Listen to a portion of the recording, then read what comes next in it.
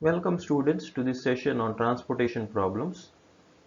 In this session, we will be discussing about the application of VAM or Vogel's approximation method to find out the IBFS of a transportation problem. We already seen in the previous two sessions in transportation problems how to apply the northwest corner rule and the least cost method. This method, that is the VAM method, is another method to find out the IBFS of a transportation problem. This method makes use of the row penalties and the column penalties in the transportation matrix and then tries to allocate as much as possible without violating the rim conditions to that cell or that particular row or column which has the highest penalty, to that cell which has the least cost cell in a minimization problem. So this method is a much more improved method than the northwest and the least cost method, and often the solution IBFS that you get from this VAM is always much more closer to the optimal solution than the other two methods. So let us see what this VAM method or Vogel's approximation, it should be called as VAM or the Vogel's approximation method. So let us see what this method is.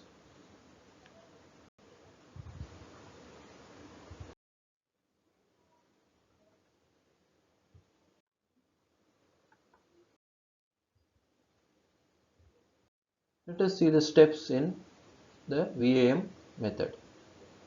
First step is to calculate the penalties for each row and column by taking the difference between the smallest and the next smallest unit transportation cost in the same row or column respectively. By taking the penalties, that is the row penalty and the column penalties for each row or column by subtracting or finding out the difference between the smallest and the next smallest unit transportation cost in the same row or column. Second, select the row or column with the largest penalty and allocate as much as possible in the cell that has the least transportation cost in the selected row or column and which satisfies the rim conditions. Third, adjust the sum supply and demand and cross out the satisfied row or column. If a row and a column are satisfied simultaneously, only one of them is crossed out and the remaining row or column is assigned a zero supply or a demand. Any row or column with zero supply or demand should not be used in computing future penalties. Similarly, repeat steps from 1 to 3, that is step 4. Repeat steps from 1 to 3 until the available supply at various sources and demand at various destinations is satisfied. So you will understand these steps better when we take a numerical or when we take a case and try to apply the VAM method. Let us take the same problem. The problem is to find the initial basic feasible solution for the transportation problem by the Vogel's approximation method or VAM. The same table, 3 suppliers, 4 destinations, the cost elements are given, supply and demand are given. We will now find out, apply the steps which we discussed in the previous slide.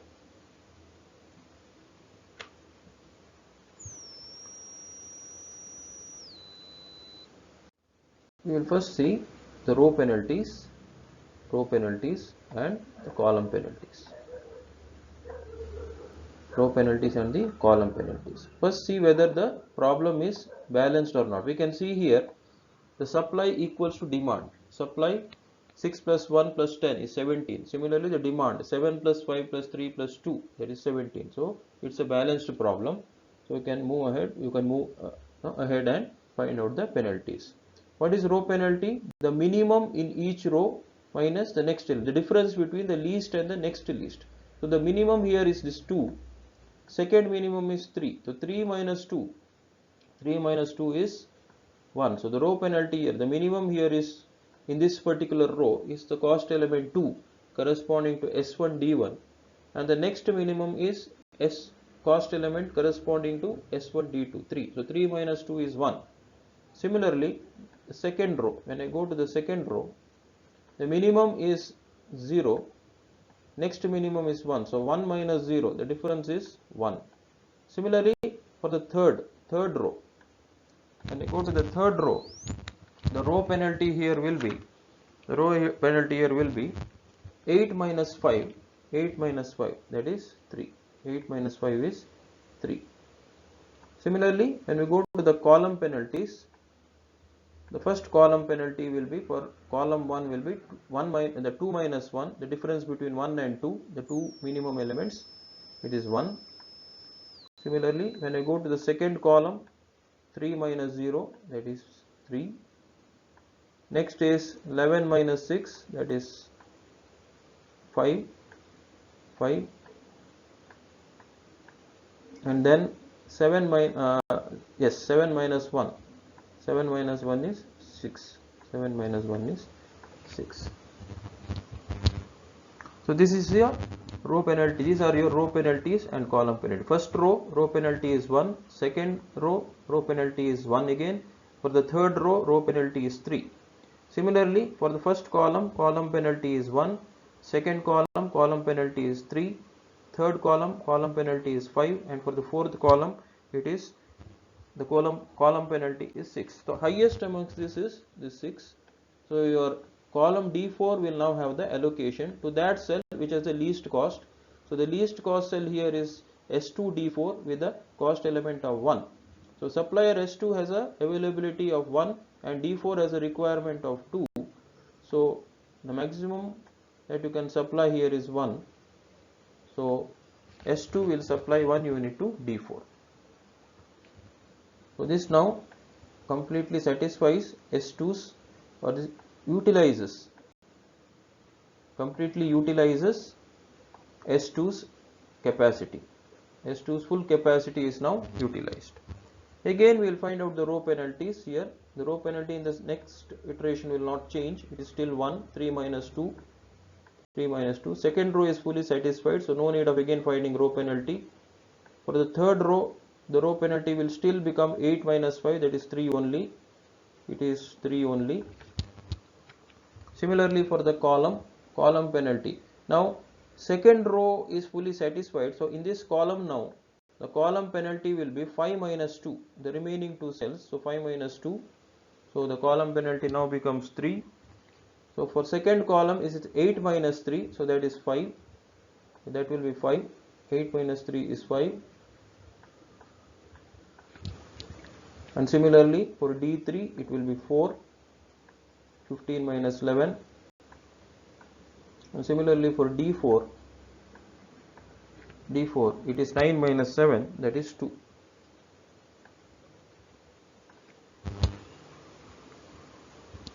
So again when you look at all the penalties now, column D2 has the highest penalty of 5. So your next allocation will be to column D2 to that cell which has the least cost. So in this S1 D2 has a least cost of 3. So your next allocation will go to S1 D2. S1 has a capacity of 6, D2 has a requirement of 5. So 5 units is supplied by S1 to D2. 5 units is supplied by S1 to D2. So that will satisfy the entire requirement of D2. The entire requirement of D2 is now taken care of. Now what is remaining here? 1 unit is remaining. Out of 6, 5 have been already given to D2, 1 unit is remaining. So let us again now look at the row penalties. Now the row penalty now in the first row will be now 7 minus 2 rather, 7 minus 2, 2 is the minimum, 7 is the next minimum now. So 7 minus 5, 7 minus 2. So 2 is the minimum, next minimum is 7, 7 minus 2 is 5. Similarly for the third row,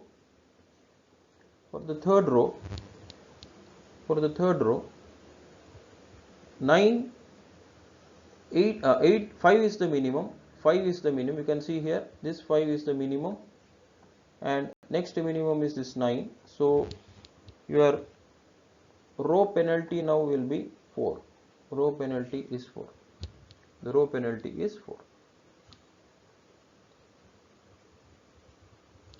row penalty is 4. Let us see the column penalties now. Column penalty for the first column will still be 3, it will be 3 only, 5 minus 2. Second column is fully satisfied, so here in this third column will have a penalty of 4 only, and fourth column will have a penalty of 2 only.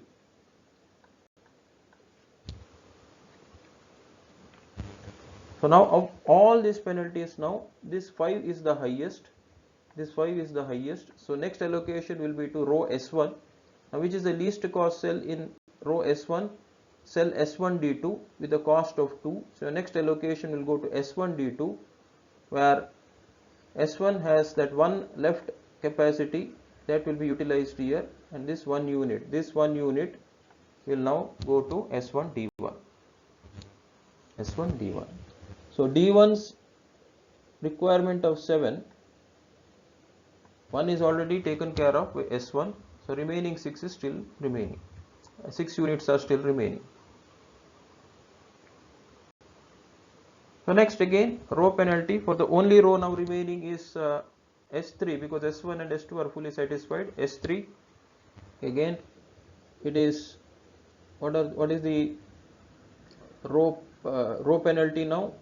Row penalty is again 9 minus 5, that is 4. Similarly column penalty will be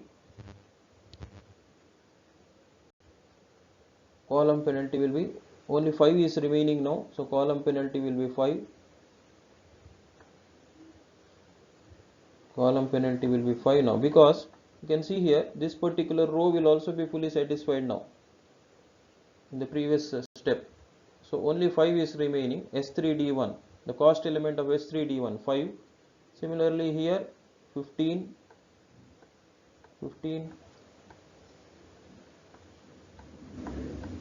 and 9.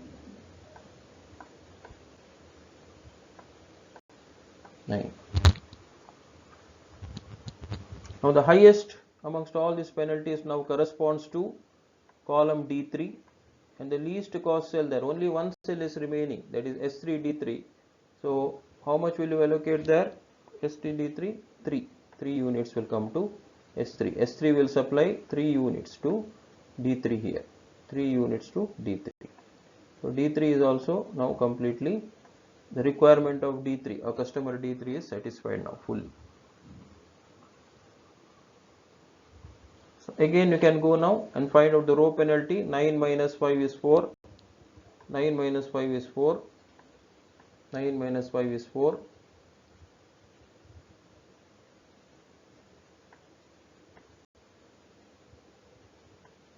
The column penalty for D1 is 5 now, and similarly here the column penalty will be 9. Column penalty will be 9. So highest penalty now corresponds to column D4. So here column D4, only one cell is remaining, so the remaining 1 unit will come here of D4, requirement of D4, remaining 1 unit will come here. And what is left now? S3 is out of availability, 10 units availability of S3, 3 plus 1 4 have been already allocated to D3 and D4. So the remaining, how much is remaining now? How much is remaining? The remaining 6 units. The remaining 6 units will be supplied to, 6 units will be supplied now to D1. Your final solution now will be 1 unit from S1 to D1.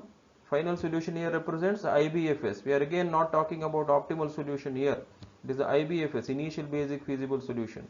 So After applying this VAM or the Vogel's approximation method, the final table will look something like this: S1D1 1 unit, S1D2 5 units, S2D4 1 unit, S3D1 6 units, S3D3 3 and S3D4 1 unit. You can see here, this is your initial basic feasible solution obtained from the Vogel's approximation method, VAM method.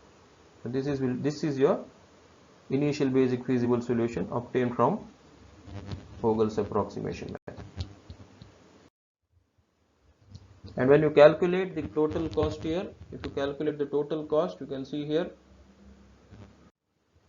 S1 to D1 1 unit, you can see here S1 to D1 1 unit and S1 to D2 5 units, S2 to D4 1 unit, S3 to D1 6 units, S3 to D3 3 units and S3 to D4 1 unit. You can see here 1 plus 5 equals to 6, 1, 6 plus 3 9, 9 plus 1 10. Similarly 1 plus 6 7, 5 plus 5 10, 11 plus, you can see here 11, 1 plus 6 7, 5, 3 and 1 plus 1 2.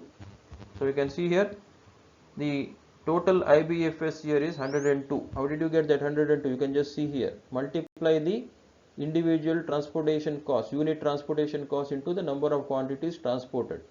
2 into 1 plus 3 into 5 plus 1 into 1 plus 5 into 6 plus 15 into 3 plus 9 into 1. You can see here you get a total cost of 102, and also the total number of filled cells is 6. Since the total number of filled cells is equal to m plus n minus 1 condition, the IBFS solution by this VAM is non-degenerate. You can see here this is a much more improved version of the IBFS. In Northwest you got 116. By least cost method for the same problem you got a different value 112, and now for VAM you are getting, by VAM method, application of VAM, you are getting 102. Refer to the previous two videos to see how the Northwest and the least cost method are applied.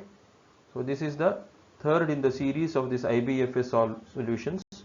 So first one was the Northwest corner, first video, second one was the least cost, the third one is this VAM. So compare the results of all three. So you can see here this is lesser, this is a minimization problem. So now since this is non-degenerate, this solution, you can apply modified distribution directly. So in the subsequent videos, we will see how the optimality tests are applied to problems. So whenever a IBFS is given to you, how to apply the optimality test by modified distribution method and how to get the solution. Thank you.